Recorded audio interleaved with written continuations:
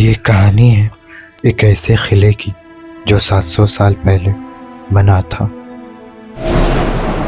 1687 की वो काली रात जब आसमान को चीरकर बिजली चमक रही थी और ज़मीन जंग की आग में जल रही थी। गोलकुंडा चारों तरफ से मुगल फौज ने घेर लिया था।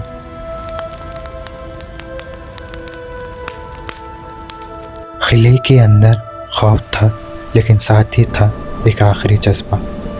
हर सिपाही जानता था सुबह देखना नसीब होगा या नहीं। उस रात बिजली से आसमान में नहीं चमकी, एक फैसला हुआ। एक दरवाज़ा अंधेरे की आगोश में अंदर से खोला गया। वही पल था जिसने किले का इतिहास लिख दिया।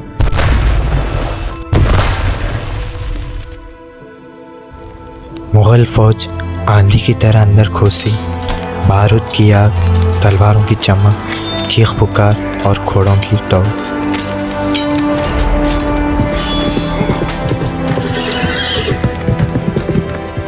उस रात सिर्फ खून नहीं बहा था, उस रात एक सल्तनत खत्म हुई थी।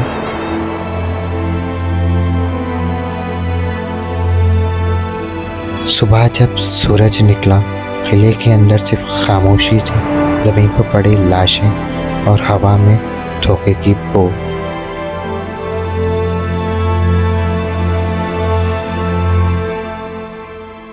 एक बादशाह जंजीरों में था, एक सल्तनत ख़त्म हो चुकी थी। गोलकुंडा गिरा तलवार से नहीं, धोखे से।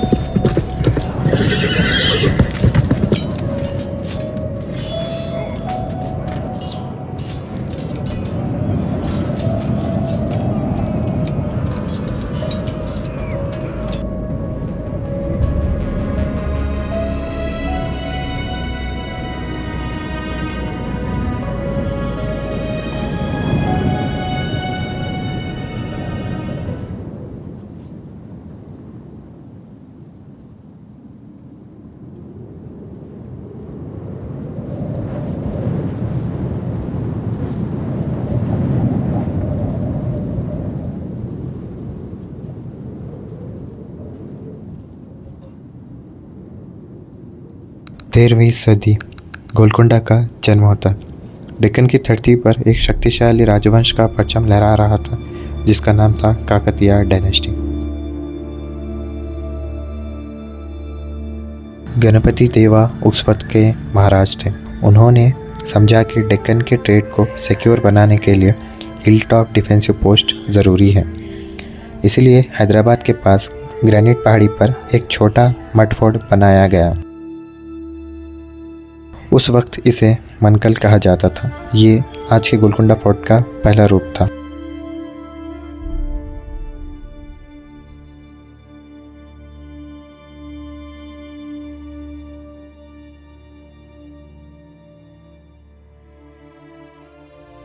तेरहवीं सदी के आखिर में डेक्कन पर राज था काकतीय का। उनकी राजधानी वरंगल एक शक्तिशाली, समृद्ध और सुरक्षित नगर था। लेकिन दिल्ली में एक नई सल्तनत उभर कर आ रही थी, अलाउद्दीन खिलजी की दिल्ली सल्तनत। पहला हमला 1309 में अलाउद्दीन खिलजी ने अपने सबसे ताकतवर जनरल मालिक कुफर को डेक्कन भेजा। वरंगल पर चढ़ाई हुई काकतीय रूलर्स उस वक्त प्रताप रुद्र थे। वार हुआ, तलवारों की टकराहट, घोड़ों की छाप, लेकिन आखिरकार प्रतापरुद्र को ट्रिब्यूट देना पड़ा। वरंगल बचा, लेकिन आज़ादी कमज़ोर हो चुकी थी।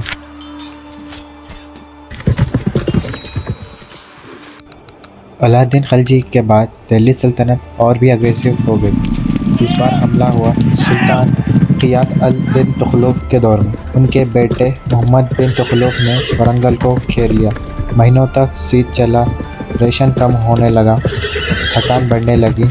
आखिर 1323 में वरंगल गिर गया।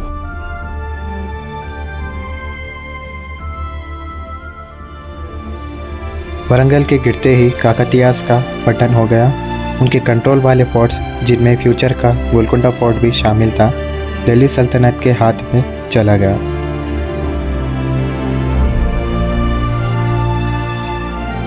डेक्कन की राजधानी बदल चुकी थी। एक हिंदू राजवंश का दौर समाप्त हुआ और एक इस्लामिक सल्तनत का प्रभाव शुरू हुआ।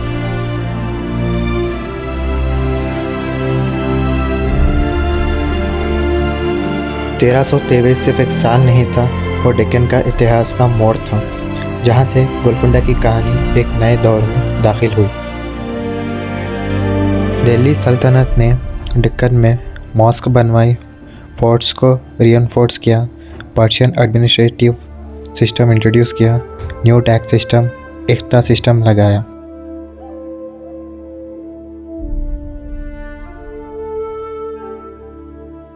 दिल्ली सल्तनत ने 24 साल डेक्कन पर हुकूमत की, 1323 से लेकर 1347 तक। उसके बाद एक नाम उभर कर आया, अलाउद्दीन बहमन शाह। बहमनी सल्तनत का आगाज़।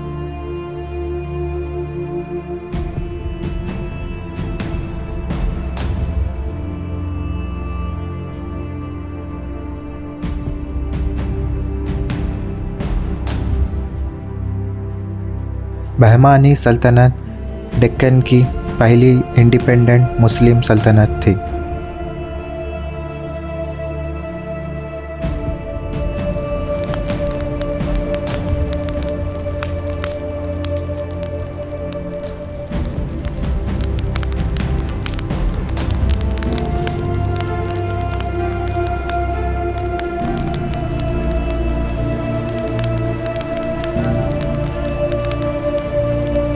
बहमानी सल्तनत 1347 से लेकर 1527 तक डेक्कन का पहला इंडिपेंडेंट मुस्लिम किंगडम था, जो अलाउद्दीन बहमान शाह ने इस्टेब्लिश किया।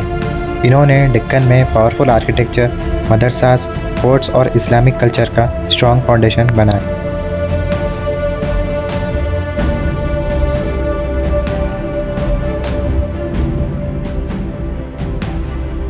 इस सल्तनत ने जामा मस्जिद गुलबर्गा, 16 खंबा मस्जिद, फोर्ट्स में गुलबर्गा फोर्ट, बिदर फोर्ट को एडवांस फोर्टिफिकेशन किया। मदरसास, महमूद गवान मदरसा, जो एजुकेशन सेंटर है।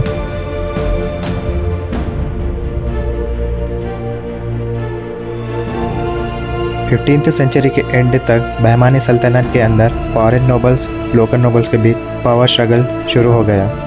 महमूद गवान जैसे स्ट्रॉन्ग वज़ीर की डेथ के बाद सिस्टम वीक हो गया। आखिर 1490 से लेकर 1518 के बीच सल्तनत टूट गई। बहमानी एम्पायर्स 5 इंडिपेंडेंस स्टेट्स में डिवाइड हो गए।